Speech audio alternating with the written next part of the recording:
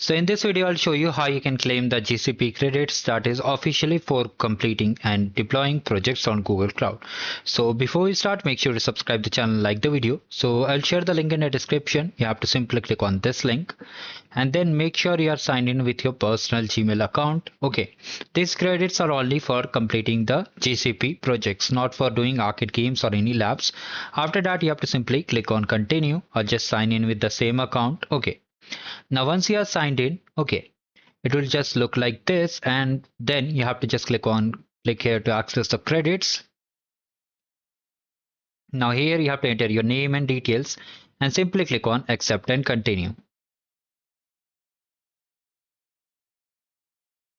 So you can see credits have been successfully applied, and it's a very simple process. I hope you are able to claim the credits and you can just start doing your projects now. If you face any issue, you can let me in the comment section. Thank you. Have a great day ahead.